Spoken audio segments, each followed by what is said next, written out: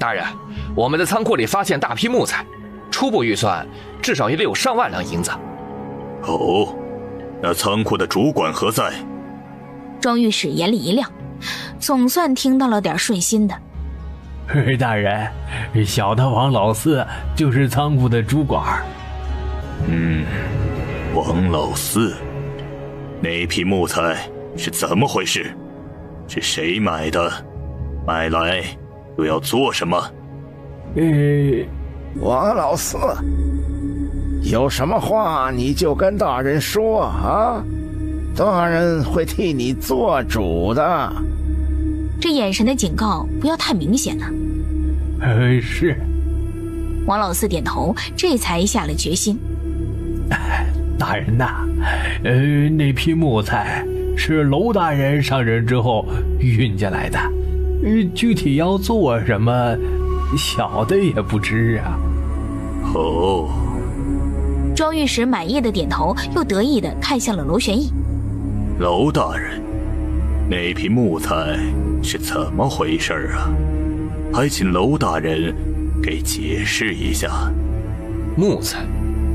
娄玄义放下手中茶杯，又随手把账本拿了出来，装模作样的翻看了起来。庄大人，我这账册之上不曾有买过木材的记录，本官也不知这木材是从哪儿来的。庄御史赶忙接过账册翻看了起来，确实没有找到那批木材的记录，埋怨的目光又看向乔国栋。王老四，这批木材是什么时候运进来的？和你交接的人是谁？娄玄义看向了王老四。王老四着急地看向了乔国栋，不知这话该咋说呀。正想着，就见面前的娄大人怒了。大胆王老四，你身为仓库主管，竟敢利用职务之便私藏木材，这批木材到底是从哪儿来的？还不快如实招来！大人，小的冤枉啊！王老四吓得直接跪在了地上。那你还不如实招来，免得本官大刑伺候。娄玄义的声音越来越冷。大人，这批木材是……正要如实汇报，可话还没说完，就被乔国栋给打断了。哎呦，我想起来了，大人啊，这批木材啊，是以下官的一个好友存放在这儿的。哎呦，是下官一时疏忽给忘了。你说，原来如此，看来是举报之人误会了。娄大人，看来今日是一场误会，那本官这就回去复命了。大人请留步。庄大人，这些账册是府里近1年来所有账目，有不少是核对不上的，还劳烦庄大人调查一下。又转头看向了乔国栋。乔大人，这1年来一直是你代理京都府尹，就由你配合庄大人吧。是。哦，对了，昨日我审了一桩冤案，这是卷宗。既然庄大人来了，那我就不去了。劳烦大人帮我带去监察院。好。接过了卷宗，又不满地看了乔国栋一眼。那在下就多谢庄大人。娄玄义又好心情地拱了拱手。瞧着他们走了之后，心里也松了口气。幸亏阿奴提前听说了这事儿，要不然他还真被动了。看着瑟瑟发抖的王老四，脸又沉了下来。去账房把这个月工钱算了。他这从来不养吃里扒外的货，转身又看向了徐妈他们。你们做得不错，去忙吧。是。到了下衙的时间，换了便装，上了自家的马车，正打算回府，柴捕头就赶了一辆马车回来。阿奴姑娘，你家的马车被牛大他们给卖了，这是他们赔给你的。又从怀里掏出了2锭银锭子。还有这20两银子，也是他们赔给你爹的医药费。这么快的吗？谢谢你啊，柴捕头。大人，你们先回去吧，我去把这马车给我爹他们送过去。哎，对了，莫言，我记得你说过薛神医喜欢吃谁家的熏鸡来着？他就喜欢吃万福楼的熏鸡和女儿红。哦，阿奴点了点头。万福楼那可是大酒楼，东西应该挺贵的。那你们先回去吧，我先去万福楼了。世子，咱们要跟着阿奴一起去吗？左右无事，那就跟着吧。娄玄义正要将头缩回来，又不满地瞪了一眼阿奴。离他远点。哦，好。莫言咧着嘴坐上了马车，一直来到薛神医家的门口，从马车上跳了下来，拴好马去敲门。开门！哎呀，你给我轻点儿！一听这动静就知道是那臭丫头。你是来报仇的啊？我又不是跟你。阿奴调整了一下情绪，将手里的东西递了过去。我爹他们让你费心了，这是给你的。啊？薛神医瞪大了眼睛，这日头是打西边出来了，这丫头怎么想起给他买东西了？而且闻着味道应该是万福楼的。这是阿奴给你买的。娄玄义笑着解释。啊，是吗？那进来吧。阿奴哪有好心情去关注他呀，一进屋就奔着自家老爹去了。爹，你咋样了？闺女，我好多了，你看，我这都能下地走了。是吗，爹？那既然你能下地了，那咱就回家养着吧。我也是这么想的，回家。叶大牛点头，闺女不说他也要回去了，总不能在人家这白吃白住吧。爹，我把咱家马车要回来了，还有这些钱也是牛大他们补偿给你的。我说闺女，你不会又跟人家打架了吧？啊？叶大牛震惊地望着媳妇手里的银子。我没打架，是世子帮我要回来的，还打了他们50大板呢。不信你问问世子。赶忙冲世子挤了挤眼珠子。爹娘最怕他打架了，这事儿可千万别说呀。娄玄义无语地看着他，哼，也有这丫头怕的呀。听了娄玄义的话之后，把叶大牛一家子都高兴坏了。瞧着眼前崭新的马车和粗壮的骡子，一家子高兴的不行。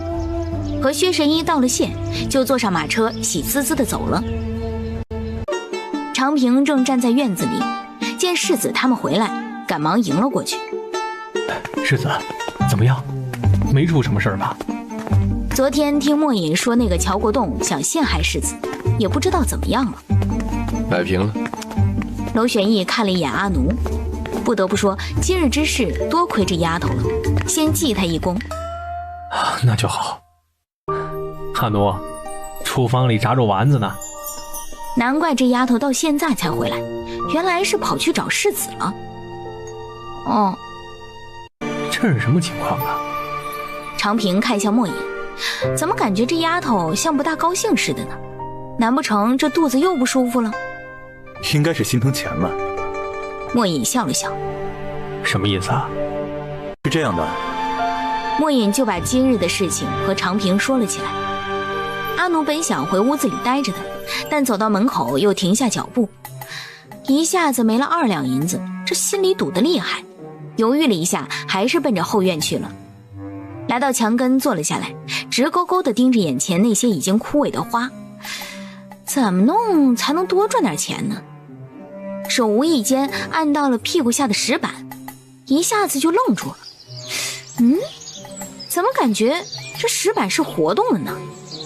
记得上次长平大哥可是把这石板给安回去了，不可能活动的。正想掀起来看看，可一想起没有赏银拿了，好奇心也就没了。有那时间啊，还是想想咋赚银子吧。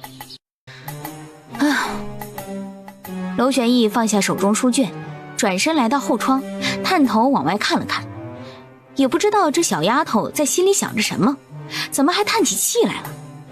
哎，你咋在这儿坐着呢？长平端了一碗肉丸子来到跟前，正想坐下，就瞧见窗户旁站着的世子，立马呲了呲牙。嘿嘿嘿，他可没给这丫头开小灶，就这一次而已。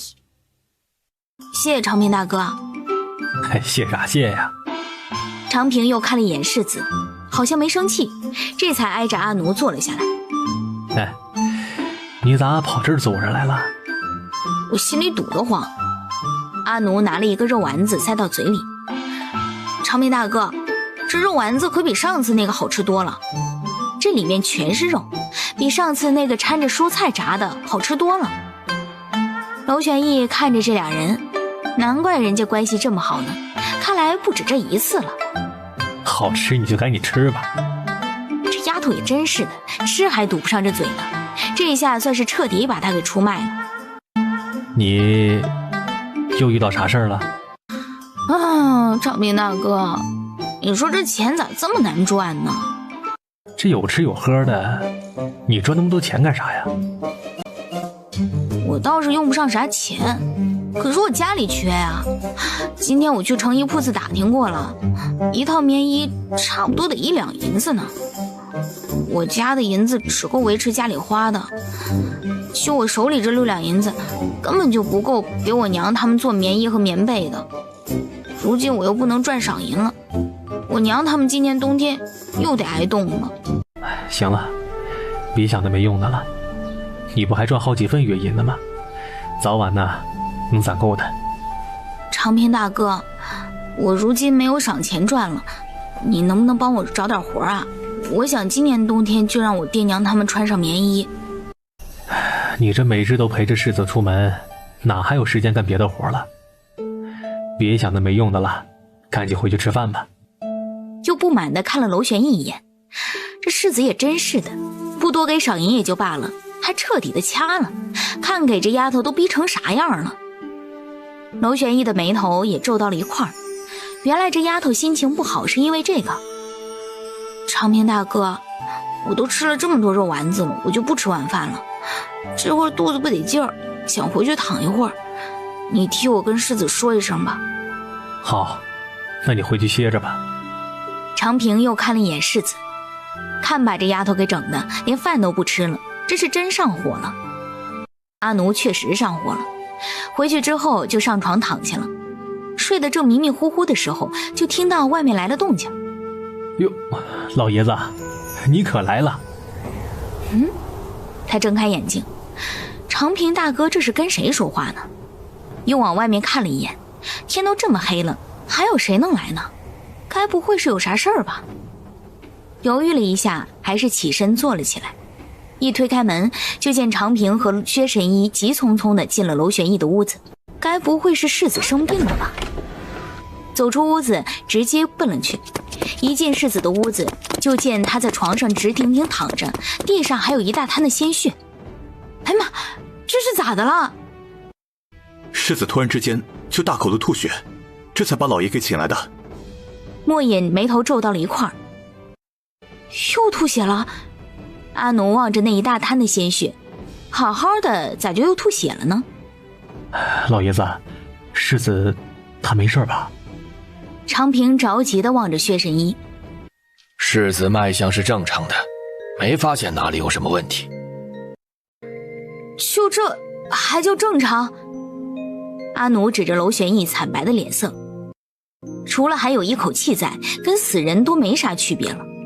可我并未诊出世子身体有什么问题啊。那是你医术不行。阿奴白了薛神医一眼，连他这个不懂医的都看出世子病的严重了，他竟然说没问题。你说谁医术不行呢？薛神医立马急了，行医这么多年就没有他治不了的病，哪个不得尊称他一声神医呀？行，那你说世子到底咋的了？跟他抻着脖子犟啥呀？有那能耐把世子的病给治好了呀？你！薛神医气得不行，话还没说出口就被长平给打断了。哎呀，老爷子，世子的病要紧，你赶紧给想个辙吧。我也没办法，只能吃一颗回魂丹试试了。啊，对了，上次世子吐血是怎么治好的？上次那是阿奴给治好的。长平看向了阿奴，你还能有办法吗？我哪能？阿奴的话说到一半，突然间想到了什么。哎呀，我知道了！转头就往外跑。阿奴，你去哪儿啊？长平看了一眼莫隐，感觉这丫头像是知道了什么，二话不说也追了出去，一直来到后院，瞧着那块活动的青石板，一铁锹就铲了下去。来到跟前踩了踩，这土好像被人动过。上次他可是让人踩得实实的，不可能这么松动的。哎，你赶紧起开吧。几下子就把上面的土给铲尽了，露出里面一个四四方方的木盒子，惊得长平眼珠子瞪得老大。这里边该不会还是那玩意儿吧？那还用说吗？打开盒子，当看到里面血乎乎的人偶之后，岂有此理！难怪世子会吐血，真是有人动了手脚。长平也气得咬牙，没想到他整日在府里待着，竟然还是被人动了手脚。阿奴，那赶紧把这玩意儿烧了吧。这个暂时处理不了，你们没看这个跟之前那个不一样吗？那咱们要怎么做？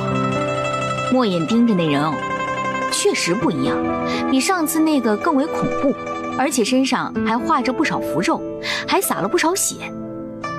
这个应该是鬼王，比之前那个可霸道多了。就看世子现在这个样子，魂魄应该已经被吸走不少了。那得咋整啊？长平急得嗓子直冒烟，多弄点鸡血来，越多越好。阿奴拎着人偶就奔去了前院。这是在哪儿弄的？面目这么狰狞，瞧着还挺吓人的。阿奴可没有时间说别的，指了指他箱子里的一把小刀，把你那玩意儿借我用一下。阿奴接过了小刀，连犹豫都没犹豫一下，直接在手上划了一个大口子。阿奴，你这是做什么呀？长平也狐疑地望着他，我得把世子之八字抹掉。阿奴拿起了毛笔，蘸着自己的血，一点一点地涂抹人偶上面的八字。那就非得用血吗？薛神医好奇地抻着脖子看。你懂啥？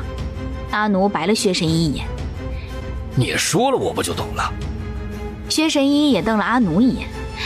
我师父说我福大命还硬，血还可以驱鬼辟邪，就连小鬼都不敢抓我的，用我的血效果一定很好的。薛神医一听，难怪自己一遇到这丫头就倒霉，原来她这命这么硬呢。不得不说，她这心地还挺善良的，为了世子竟然连犹豫都不犹豫，就给自己手上划了这么大的一道口子。可以了。世子这就会好了吗？长平看了一眼世子，哪有那么容易啊，我还得画符呢。鸡血来了。莫隐端了一大盆的鸡血回来，看得薛神医嘴角抽了抽。那个，你们谁画的好一些啊？老爷子，阿奴的画技不怎么样，要不然您帮着画一下符纸呢？我哪会画？薛神医的话还未说完，就被长平给打断了。您只要照着阿奴画的就成。那行吧。薛神医勉强的点头。我这里这个弯是没有的啊，那这里画的再小一点啊。薛神医差点就画错了，瞧着阿奴画的跟蚯蚓中毒了似的，嫌弃的撇了撇嘴。就这水平还当挂师呢？我也没说我是挂师啊。阿奴也白了他一眼。你不是？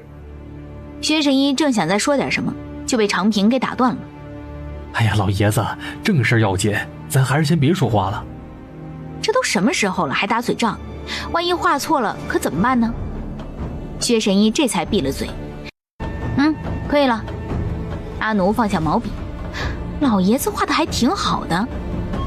拿着符纸来到床前，床头、床尾、床上、床下，四处开始贴了起来。阿奴，这就可以了吗？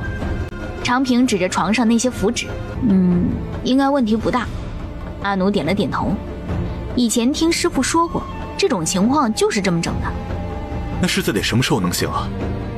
莫言也看了一眼娄玄义，估计得等一阵子。那啥，你们先看着吧，那我就先回去了。你走能行吗？一看薛神医拉着自己，阿奴的眉头也皱了起来。我咋就不能走呢？这玩意儿谁懂啊？你走了，这万一有点啥事儿，谁能整得明白？能有啥事儿啊？再说该整的我都整了，有啥事儿那我也整不了了。啥意思啊？你这整完就不管了？啥叫……阿奴的话还没说完，就被长平给打断了。阿奴，薛神医说的对呀，你还是留下来比较好，毕竟只有你明白这个，万一真有点什么事情的话，怎么着也比我们几个强，不是吗？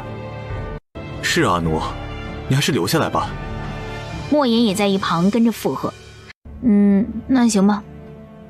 世子一时半会儿不会醒的，那我在这守着，你们就回去歇着吧。我们还是在这守着吧。莫言看了一眼娄玄义，世子到现在都还没醒，他们哪能放心得下呀？都在这儿也没啥干的，你们相信我，世子不会有事儿的。你们回去吧。啊！一到半夜时，娄玄义就醒了，望着眼前乌漆抹黑的屋子，想起来之前发生的一切，不知自己为何突然间会吐血，小心翼翼地坐了起来。阿奴，世子怎么样了？来到床前，当瞧见坐在那的世子之后，眼里顿时露出了惊喜。世子，你醒了。你方才在叫阿奴，这可是自己的房间，不知莫隐为何叫他。是，我是在跟阿奴说话。莫隐笑着指了指娄玄义脚下的阿奴，睡得可够死的，世子都踩在他身上了，竟然一点反应也没有。他怎么是这儿了？娄玄义赶忙抬起了双脚，难怪觉得脚下软软的呢，原来是踩到他了。世子，阿奴是看着您的。娄玄义无语，就他这样还能看着自己，估计自己被人抬走了他都不会知道的。世子，你醒了。长平也走了进来，听到这边有动静才进来的。世子真的醒了。哎呀，他可真知好歹。薛神医也走了进来。哎呀，老爷子，你先别管那个了，赶紧给世子瞧瞧吧。薛神医点头，嫌弃地瞪了阿奴一眼。这丫头上辈子一定是猪，要不然睡觉咋能这么死呢？薛神医一边瞪着阿奴，一边帮娄玄义诊脉，诊了许久才收回了手。怎么样，世子他没事吧？长平担忧地看着薛神医。没什么事儿了，这2日给他熬几碗参汤喝。这小子的脉象没问题，但之前吐了那么多血，还是滋补一下的好。哎呀，那就好。长平松了口气。这些都是他弄的。娄玄义仰着脖子，瞧着床上的这些符纸。都是阿奴弄的，这次多亏了他。莫隐点头。哎呀，世子呀，您是不知晓这次有多凶险呐。长平咧着嘴，把之前的事情详细的说了一遍。娄玄义忍着嘴角的笑，又看了一眼睡得跟死猪似的阿奴，总算没白对他好。而此刻，在灵岩寺的一间密室里，悬空正目光阴冷的瞪着快要燃尽的人偶。没想到娄玄义身旁竟然还有这等厉害的人物，连他的鬼王都能破了。次日一早，阿奴一睁开眼睛，就看到了一张绝美的俊脸。猛地坐了起来。他昨晚不是睡在地上吗？咋还跑到世子床上了？帮世子换好了衣服，又打来了洗漱水。收拾完之后，来到了餐厅。早餐已经摆好了，薛神医正沉着脸在那坐着，磨磨蹭蹭。再等一会儿，都吃上午饭了。见世子没说什么，阿奴也跟着坐了下来，不过还是不满地瞪了薛神医一眼。对了，丫头，你那半吊子师傅是哪儿的？以前他是不相信那些鬼魂之说的，但自从经历了昨晚的事情之后，让他不得不信。你才是半吊子呢，我师傅可厉害了，他不但能降妖除魔，还能算出今生前世呢。可得了吧，你师傅若是那么能耐的话，你能学成这个水平？薛神医又撇了撇嘴，连个正经的符纸都画不出来，师傅能厉害到哪儿去啊？我这水平咋了？不照样把世子的命给救了吗？你能行吗？你那什么，咱还是先吃饭吧，啊？长平扯了扯嘴角。对了，阿奴，你师傅那么厉害，他怎么就病死了？娄玄义也好奇地望着阿奴。其实我师傅不能算是病死的，他是中毒了。中毒了？娄玄义诧异地望着阿奴。我师傅中了一种很厉害的毒，活不了了。哎，是吗？那可真是可惜了，要不然你还能多学一些东西呢。长平惋惜地叹了口气。那也不能了，我师傅说学多了活不长的，就只教了我这些，说这些就足够用了。师傅都不把手艺全传给你，你说你这徒弟该多差劲呢？你才差劲呢！我师傅说不都教给我是为了我好，说我学这些就足够了，你以为都像你似的呢？可得了吧，我看啊，你就是老爷子，这肉丸子可是特意给您做的。长平将一碗肉丸子推了过去，再掐一会儿，这饭谁也不用吃了。放着吧。薛神医这才闭了嘴。阿奴也气呼呼地往自己嘴里塞起了包子。长平大哥，今儿是月底了。将手伸了过去，意思已经很明显了，还没发月银呢。哦。长平忙从兜里掏出了早就准备好的1两7钱银子。给。又让人拎了个食盒过来。瞧着里面的熏鸡和大肘子，阿奴将长平拽出了屋子。长平大哥，我跟你打听个事儿啊。娄玄义一愣，竟然还背着他，就是把他当成外人了。你说。长平大哥，你说我把这些东西若是都卖了的话，能卖多少钱啊？卖了干啥呀？你不是要给你爹拿回去的吗？不拿回去了，我想卖了换点钱，好给我爹娘他们做棉衣棉被。那什么，你先等一下啊。转身进了屋子，来到娄玄义面前。世子，咱们上次铺子里甩卖的时候，是不是剩了不少棉花和布料啊？又冲他眨了眨眼。接收到长平的眼神，娄玄义白了他一眼。就你会当好人，不过还是配合的点头了。我记得是有一些的。那不如咱们就卖给阿奴吧。可以。娄玄义又瞪了长平一眼，看把他高兴的，好像那东西是要卖给他似的。世子，那得多少钱呢？阿奴兴奋地来到跟前，没想到世子的铺子里也有棉花。看在你这一次立功的份上，就算你8两银子吧。世子，你太好了，正愁钱不够呢。娄玄义压着嘴角，就猜到他会谢自己的。薛神医在旁边听着，这孩子傻乎乎的，让人家糊弄得一愣一愣的。长平大哥，这是8两银子，你收好了。哦。长平扯了扯嘴角，又埋怨地看向了娄玄义，这么压榨这丫头，咋忍心的呢？长平大哥，那咱这就走吧。阿奴兴奋的不行，一想起爹娘他们就要有棉衣棉被了，这心里就老高兴了。没多久就来到京城的自家铺子。长平大哥，咋这么多棉花呢？不是说卖剩下的货底子吗？可这仓库都堆满了，瞅着不像呢。这边是新进的，这边的才是剩下的。这有区别吗？当然有区别了，你不是行家看不出来的。行了，赶紧拿吧。哦，长平大哥，那我得拿60多斤才能够呢，世子能让拿吗？咋不能呢？咱不都给了世子8两银子了吗？那成。既然长平大哥都这么说了，那他就拿了。长平大哥，那你能帮我找个袋子吗？不弄个袋子，这些棉花也没法装啊。要啥袋子呀？咱就要这包了。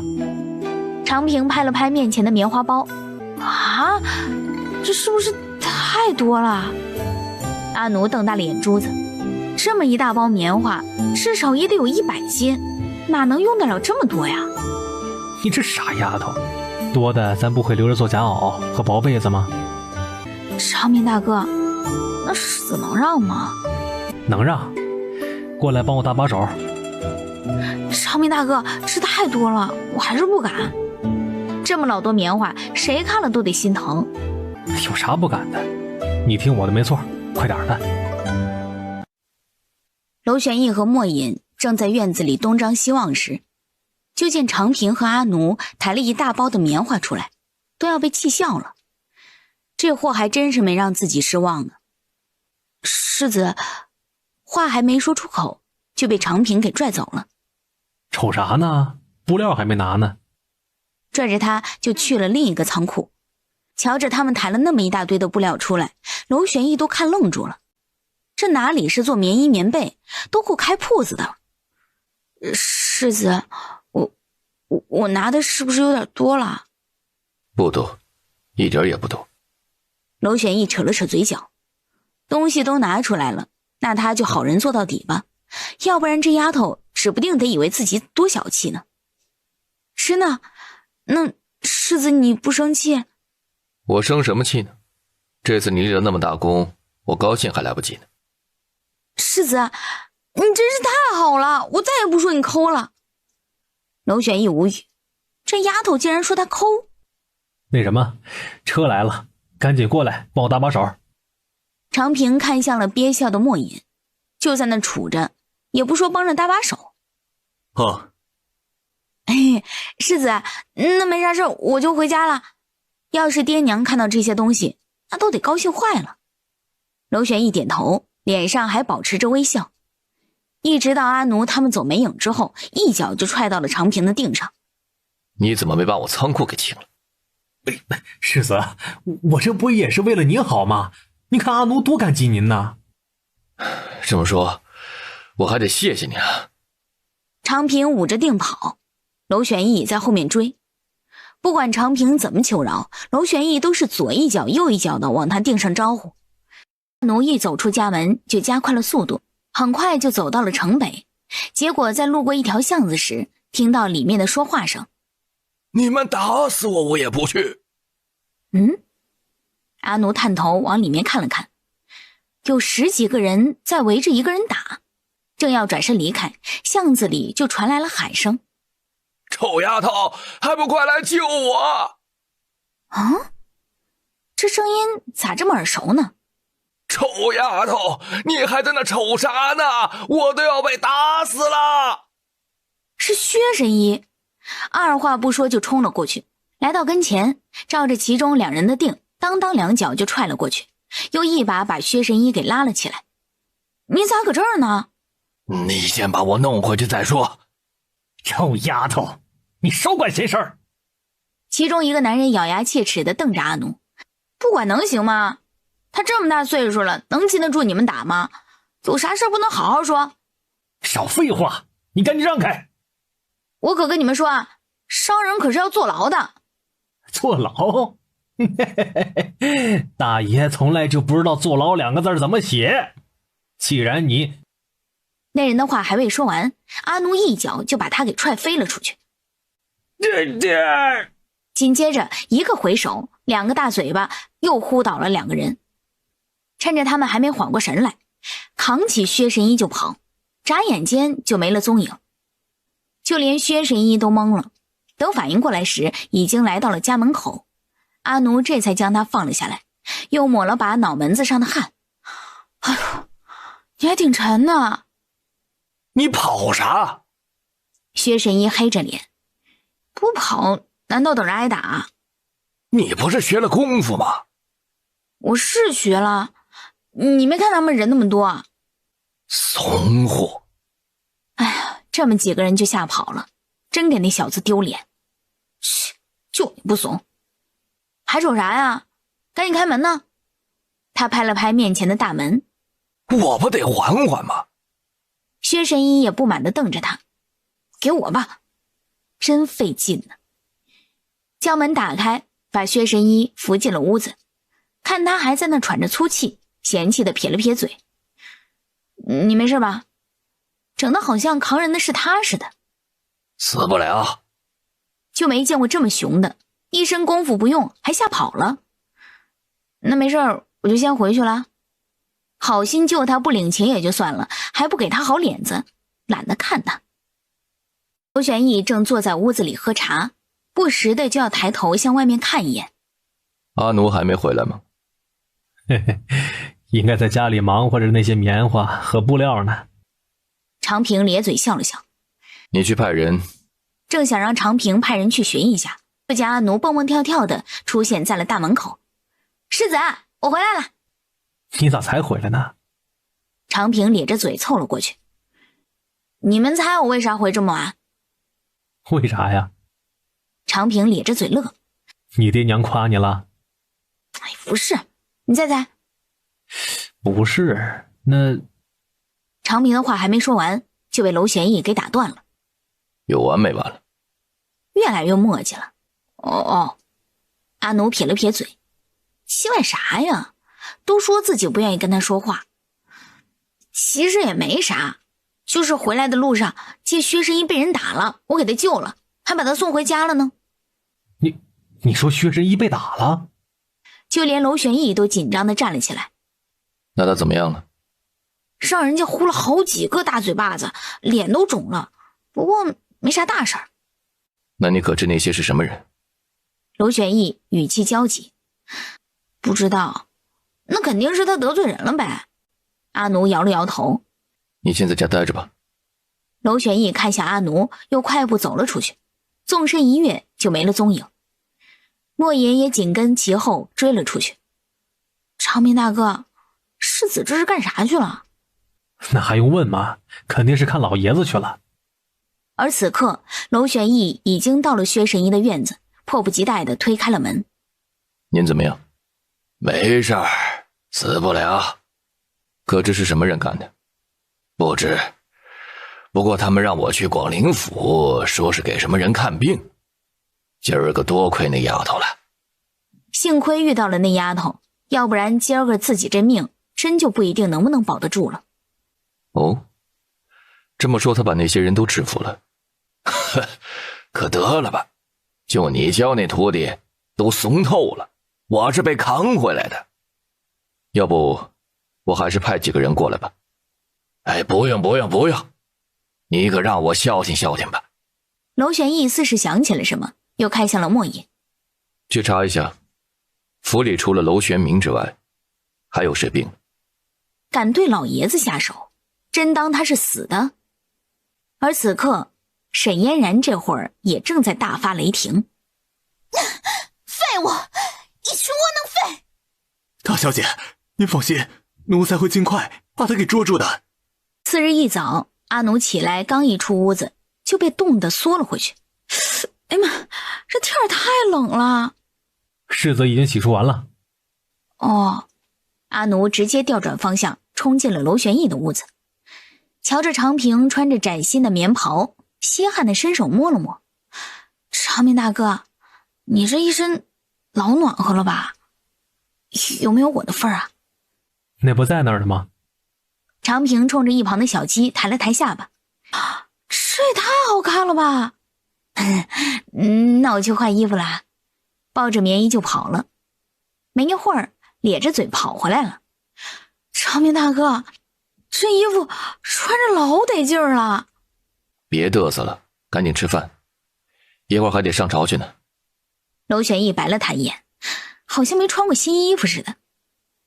哦，世子，莫隐呢？莫隐去调查点事情。那今儿是我赶车吗？就你，我跟你丢不起那人。娄玄义又嫌弃地白了他一眼。哦，阿奴撇了撇嘴。不用拉倒，事儿还不少呢，好像他愿意赶车似的。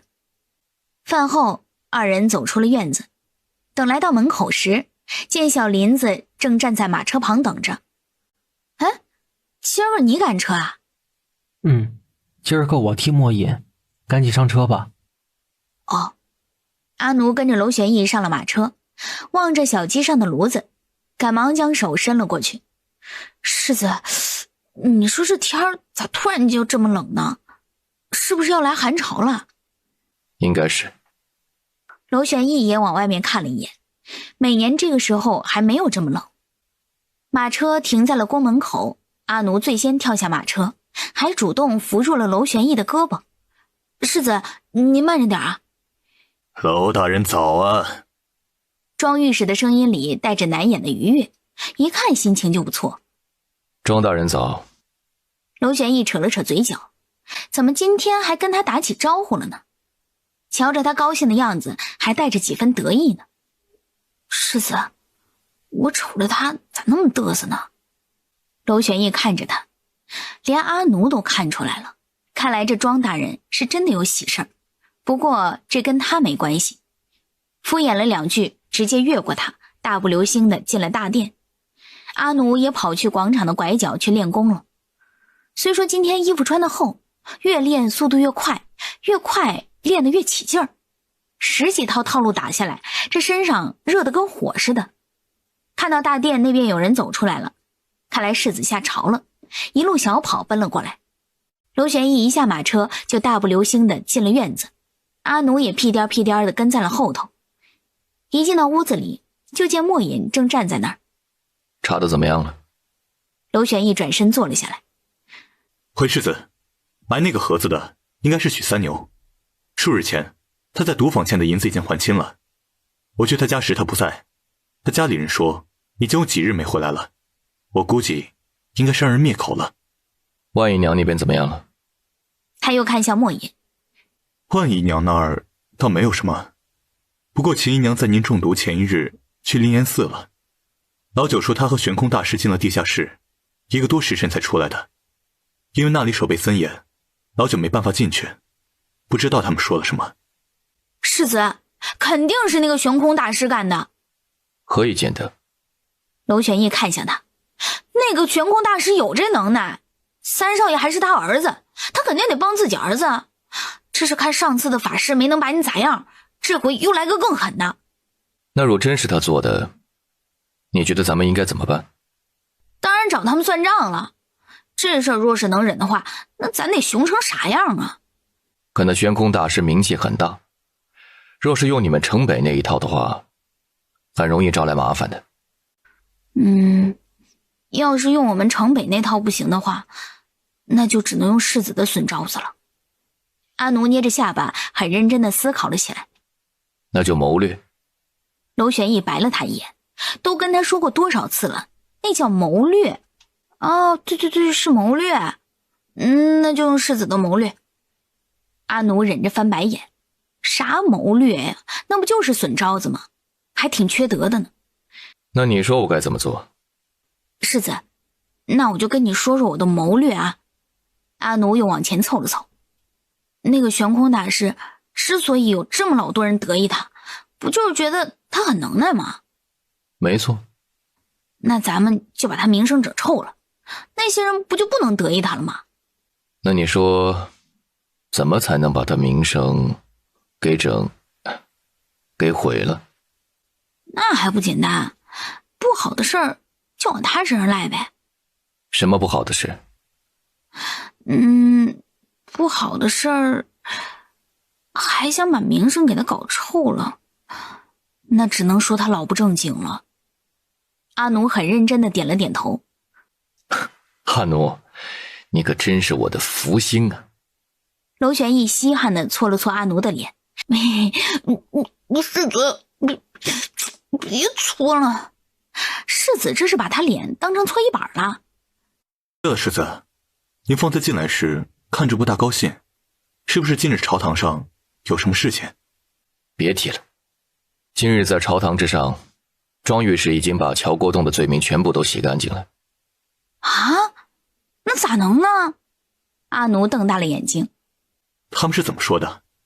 他们说那些账目是真的，之所以买的东西贵，是受了商家的欺骗，说钱已经追回上缴了国库，只有过失判案之责，官降6品，如今在牢房那边任牢头管事。官降了2级，那不也行吗？阿奴狐疑地望着娄玄义，那只是表面。如今牢房那边没有主管了，即便乔国栋降为牢头管事，但他依然是那边官职最大的，大大小小的事情还是要经过他。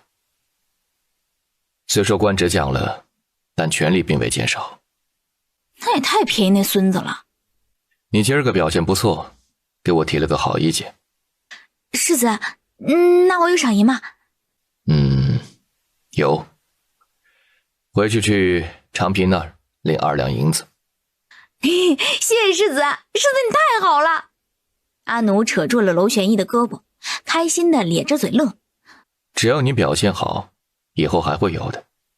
娄玄义也弯起了嘴角。世子你放心，我一定会好好表现的。世子，那我都帮你啥了？你跟我说说呗。暂时还不能说。虽说他想到了好办法，但还需要再完善一下，还不能跟这丫头说。阿奴一听，这还保上密了，正想刨根问底儿的问清楚，外面就传来了鼓声。有人来报案了。走，去看看。等来到大堂时，一切都已经准备就绪了。你们因何敲鼓？娄玄义坐了下来。大人，这人偷了我的儿子，还请大人做主啊！大人，他胡说，这孩子就是我儿子。你们都是哪里人士？细细说来。是大人，曹民王福是王家庄人，我这儿子是3年前走丢的。昨日我去集市见到了孩子，看到了他脖子后面的胎记，和我的儿子一般无二啊，就连模样也极为相似。这孩子一定是我儿子，是他把我儿子给偷走了，还请大人做主啊！你胡说！八字胡男人也跪了下来。大人，曹民徐德是徐家村的，昨儿领着孩子上街，这人非说我儿子是他儿子，还抓着他不放，还请大人做主啊！娄玄义点头，犹豫了一下，又看向了那个男孩。你可记得谁是你的亲生父亲？这个是我父亲。那小男孩抱住了徐德的胳膊，又怯怯地看了一眼王府。哎呦，儿子，我才是你的亲爹呀！王福急得不行，冲过去就要把儿子拽过来，被徐德又给拦住了。你要干什么？徐德死死地将孩子护在身后，王福正要去抢，娄玄义就拍起了惊堂木。肃静。徐德，王福说这孩子身上胎记跟他儿子是一样的，那你有什么证明说这孩子是你的儿子？大人，我就这么一个儿子，是我从小带到大的，街坊邻居们都可以帮我作证的。徐德说的一脸自信。娄玄义点头，又看向柴捕头。去他家调查一下。看他语气如此笃定，难不成这孩子就是他的？但怎么着也得去调查一下。是。柴捕头点头，带着2名衙差走了。王福，你儿子身上除了那块胎记之外，还有什么特别之处？特别之处？王福皱眉，眼睛一下子就亮了。有的。大人，我儿子他从小就吃不了毛桃，这一吃啊，身上就会起疹子。你是不是不能吃毛桃？娄玄义看向那孩子。他也很想吃毛桃，可一吃身上就起疙瘩，因此就不敢再吃了。那又怎么样？这种毛病的孩子多了。徐德又不满地看向了王福，生怕他把儿子抢走似的，又往身后拉了拉。世子，我觉得那个王福应该是那孩子的亲爹。阿奴将嘴巴凑了过去。可以见得。娄玄义也将耳朵送了过来，连这丫头都看出来了。世子，你没瞅那王福跟那孩子的眼睛很像吗？像的人多了，光凭这一点证明不了什么。娄玄义的声音也压得低低的。可那孩子也不像徐德呀。你观察的不错。娄玄义满意的点头。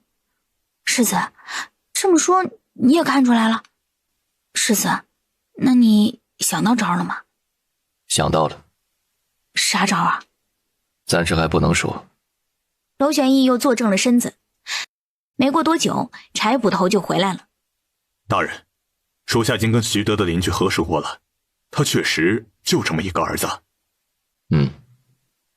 既然你们都有证明说这孩子是你们的儿子，那本官只能问这孩子了。你的亲生父亲到底是谁？孩子一愣，见娄玄义瞪着他吓得猛一哆嗦，又往徐德身后躲了躲。我也不知。孩子小声回答。你不说是不是？娄玄义的脸当时就沉了下来。来人，将这孩子拉下去打板子，一直到说实话为止。是。莫隐点头。他来到那孩子跟前，扯着他的胳膊就往外拽，还给柴捕头他们使了个眼色。柴捕头一愣，但很快就回过味儿来了。爹，我害怕。大人，孩子小，禁不住那板子呀。徐德急了。是啊，大人，我儿子当时走丢时才3岁啊，他根本就记不得什么呀。您即便把他打死了，他也说不出什么的呀。王府也急了。3岁的孩子理应有记忆了，本官看他就是欠打。外面很快就传来了打板子的声音，紧接着就是孩子痛苦的嚎叫声。爹，救救我！大人，求您放过我儿子。徐德急得直往外看。大人呐，我儿子还小，他受不住这刑罚呀，要不然让我这个当爹的替他吧，大人。王府也是一个劲儿的磕头。娄玄义没吱声，他就跟没听到似的，像尊大佛在那坐着，也没有要说话的意思，可把王府给急坏了。大人，我不找儿子了，我不告了，求您别打了。大人，那孩子身子弱，已经断气了。什么？王福如遭雷劈，眼皮子一翻，直接就晕了过去。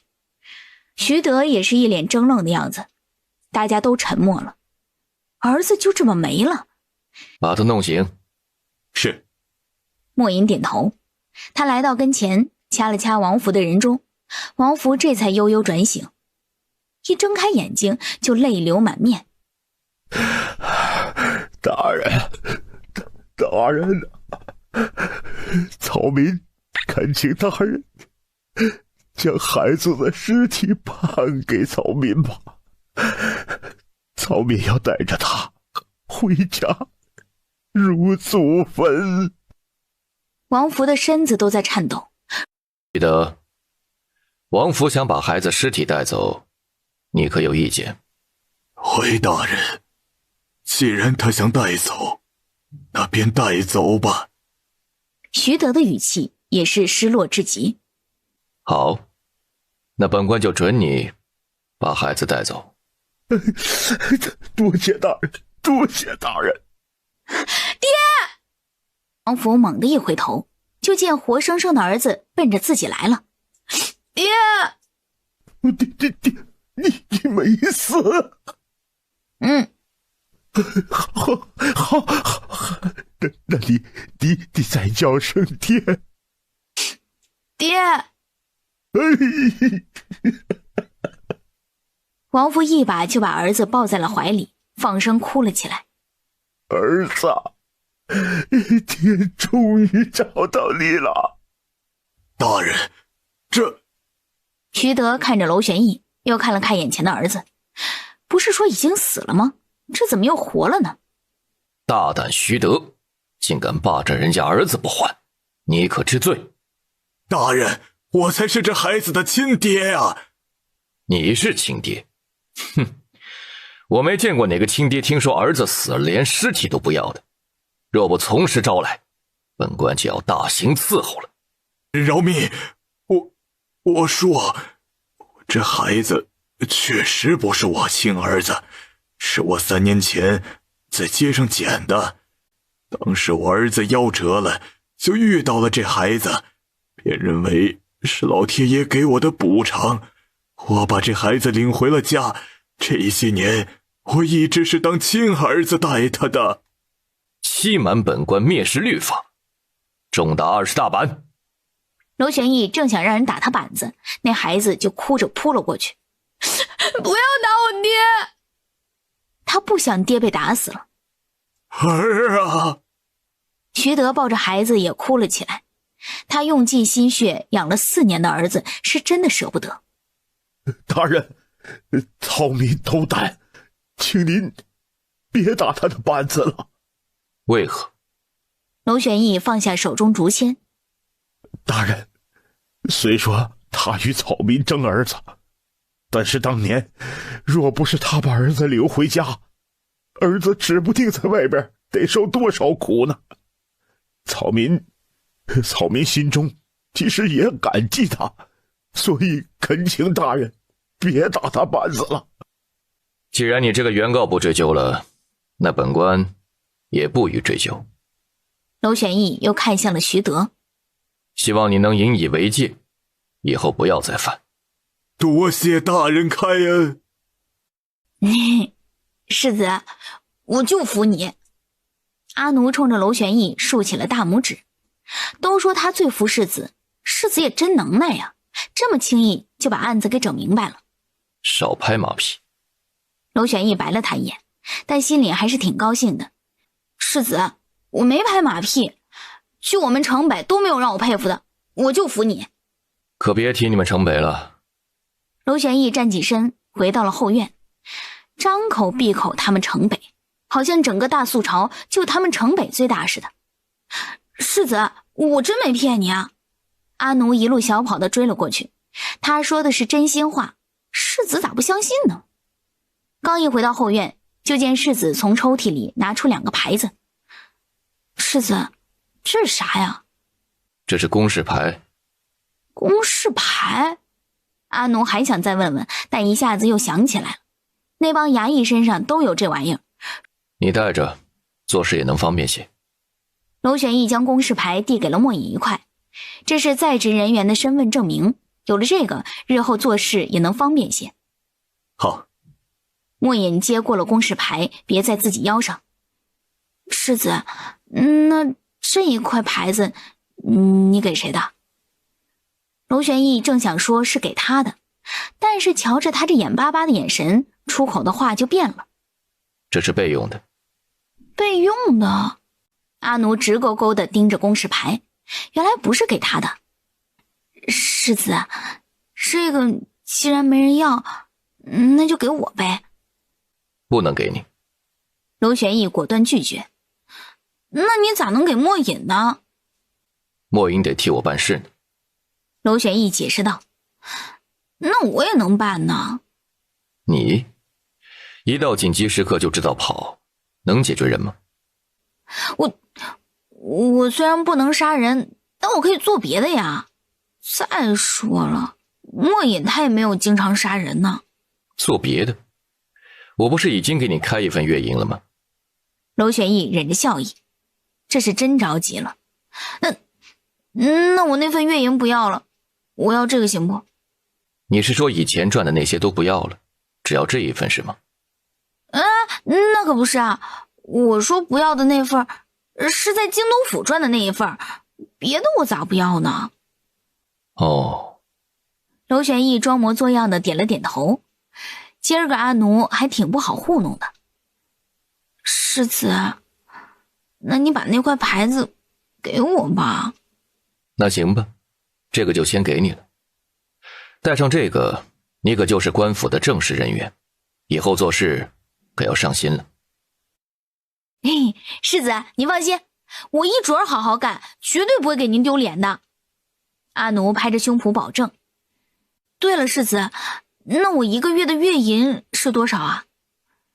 你和莫隐一样，每月月银是3两银子。多少？你吼什么？娄玄义一口茶水喷了出来，大惊小怪的，早晚得被他给吓死。我世子，对不起啊，我不是故意的，我没听清，你能再给我说一遍吗？我1个月的银子是多少？3两银子。娄玄义没好气地瞪他一眼。你只这么说，我1个月能赚4两多银子了。我说的对不对啊？对，你说的没错。莫影弯着嘴角，4两多银子就把他高兴成这个样子。这下我可发了，世子，太谢谢你了，您对我真是太好了。你放心啊，等我发了月银，就请你吃好吃的。娄玄义换了一身便服，又给阿奴也找出一套。世子，这是啥时候做的？哪那么多废话，赶紧换上。一换完衣服，他就咧着嘴跑了出来。世子，这衣服也太好看了，看了。阿奴稀罕地摸了又摸，这个样式跟王妃他们穿的挺像的，一看就不能便宜了。还不错。娄玄义打量了一下，看着他已经长长了不少的头发，他又从柜子里拿出了一只盒子。娄玄义将里面一只带着流苏、镶着玉石的金簪拿了出来。他正要往阿奴头上比划时，就被他快速抢了过去。世子，这也是给我的吗？阿奴瞅着像金的似的，正要咬一口检验一下。别给我咬坏了，这是我借你的。娄玄义直接扭过了他的身子，他拿起梳子替他梳起了头。尽管阿奴的头发长长了不少，但还是把娄玄义给难住了。簪子怎么别都别不住，这下他也来了脾气。自己弄。哦，阿奴撇了撇嘴，既然不是给他的，那带着有什么意思？只能这样了。他拽了拽散下来的那些头发，那些太短的实在梳不上去了。娄玄义将金簪插在了蝴蝶发髻上。还不错。世子，这是金簪，你是给谁买的？阿奴好奇地问。这是我为了方便办事买的，就像今日一样。